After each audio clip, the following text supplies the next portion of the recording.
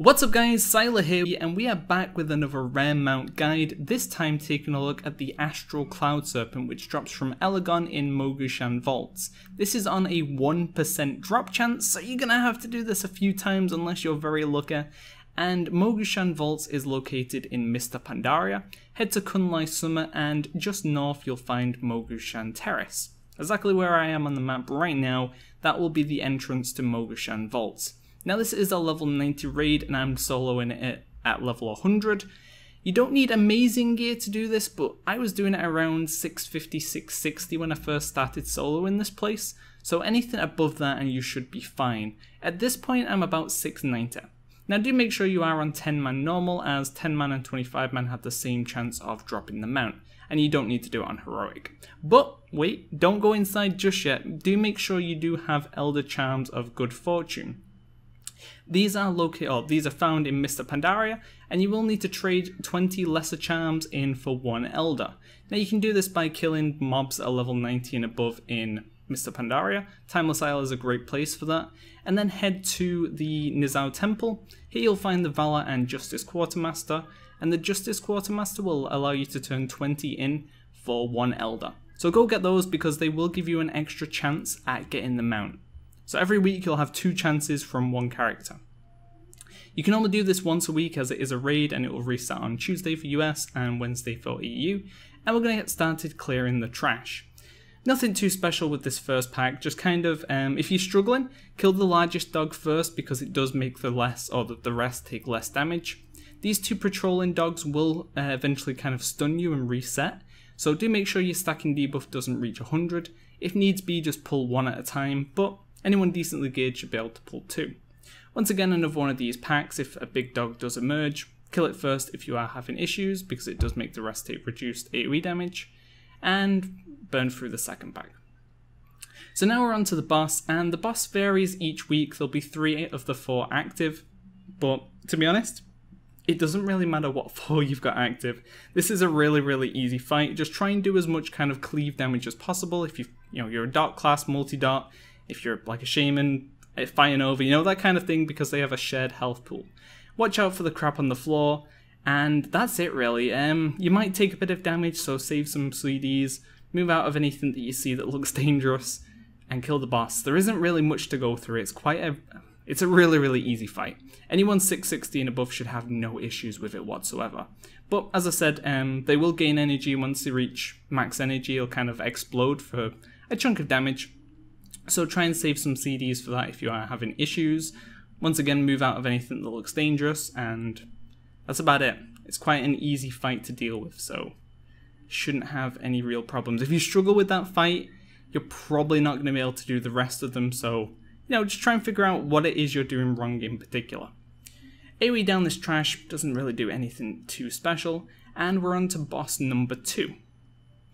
Now this guy's going to have 3 phases. The first will be this one, which is running to now, and he'll kind of put out a shock, like a spark.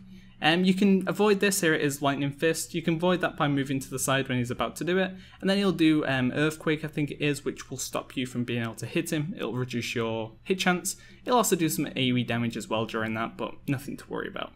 The second phase, he'll put down this Wildfire, and it'll cause you to leave like a fire trail on the ground, so do make sure you're moving out of that. He'll also do a stacking debuff, so you may want to try and reset that if you're getting a bit too many, but apart from that, nothing crazy. The final phase, he's going to do the Arcane Phase, which was dangerous because it caused you to do damage to people around you, but on your own you don't need to worry about that. Once again, he will do a stacking debuff, which can be dangerous if, you let it get too high. So if you're struggling later on, the first phase is the easiest, so it could be worth using your CDs later rather than early, but I get the most damage being a shaman by popping everything in the beginning, so it works for me. Next up, we're going to go through the Zandalari Trash. Nothing too crazy here. The 2 pterodactyls flying in the air you do need to kill, because you need to kill all the trash in this area to summon the boss. So if you're wondering where the boss is, why he won't spawn, then knock them down and kill them, and there you go, he's going to spawn. You also need to kill the trash near the door as well, so basically just kill anything that you can see in this area and we'll make him spawn. They do put down bombs, but they don't really do that much damage, so it's not anything you need to kind of watch out for and be like, oh no, the bomb. Once all the trash is dead, he's going to spawn, and this guy is a bit of a pain. He's a DPS race, basically. You need to be able to do as much damage as possible to kill him before the fight gets too much and he kills you. So pop everything you've got in the beginning, or you could save it till later on when the damage increases, but I just get more damage out from starting everything in the beginning, and it works better for me. Now he will enrage 20%, so you may need some defensive cooldowns. As you see, I start running low here. I would save defensives for later on, as that's going to be the hardest bit of the fight.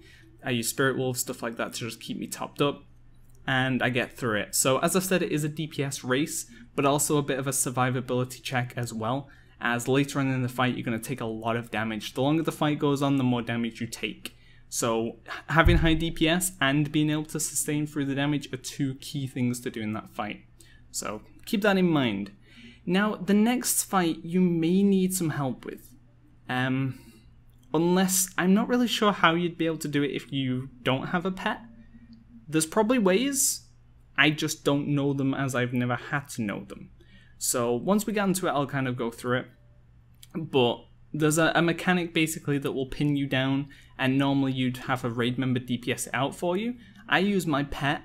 I don't know if there's any other way out of it. I don't know if it times out. I don't know if it, can be somehow killed if you don't have a pet. I'm not sure. Or maybe, maybe it doesn't even happen if you don't have a pet. Who knows? But on this fight, there's going to be 4 bosses. This guy is always the first, and these 2 are the most difficult ones, the ones that we got first and second. The first guy, just use some cooldowns and defensives, get through it. The second guy, I'd save a major aggressive cooldown for, like my Fire Elemental. But also I use my Fire Elemental to get me out of the pin down. I target it, I make pet attack, and he'll basically get me out of that. He'll also do volley, which just move away from. And the first guy will summon a Ironclad wall, just move away from that as well. The third guy doesn't really do anything that you need to worry about. He does do a reflect damage a bit later on, but it's not enough that you need to worry. If you're hurting yourself, just stop attacking. Wait till it's over and then carry on. He does have an interrupt as well, which you can get rid of, but And the last guy is going to put down these orbs that will chase you. Just kill them and then move out of the kind of poison cloud thing. And that's him dead. Once again, he has a spell that can be interrupted, but it's not really going to do that much. And you're not going to have enough interrupts to deal with it anyway. We're going to head down the stairs and then start killing the trash here. You're going to stand in the way of these beams because, well, they're going to heal the guys. So you want to block those to stop that. And as you see, I move out of it a little bit too early and he starts healing up. But get those killed and we're good to go. Once again, moving down the stairs, we're going to take a right and head to Elegon's room. So we're at the boss we finally need. And here, I would seriously recommend killing the Arcanist first. As I don't, you see I start to take a lot of damage. I was trying to sort of AoE them down, save some time, but I ended up dying, or nearly dying at least. So do make sure you do that properly. This final pack, AoE it down, and they can and will knock you into the pit. So make sure you're not sort of in a direction that will knock you that way, otherwise you'll die. And try and AoE them down. I kill the Engine Maker first, and then the 2 Arcanists, and then the other guys finally. And then once we've got the trash out of the way, you're ready to go, speak to Cho, and start the final fight, or at least the final fight for us. Elegon will spawn, and he's a 3-phase fight, but it kind of bugs out if you have a lot of damage, and you'll see what I mean.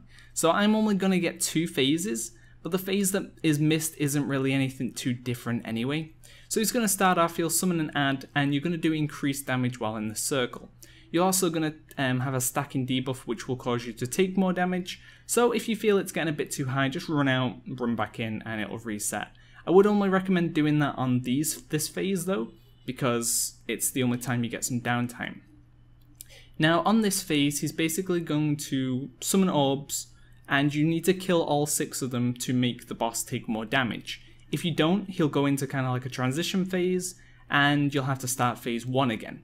So try and kill all 6. As you see, I save my Fire Nova and my Lava Lash for this bit. So I Lava Lash, get my Flame Shock spread, Fire Nova, boom, they're all dead. So try and do that as much as possible. and get all of those killed. The more times you can do it, the more damage the boss will take, the easier your encounter is overall. So do your best to do that.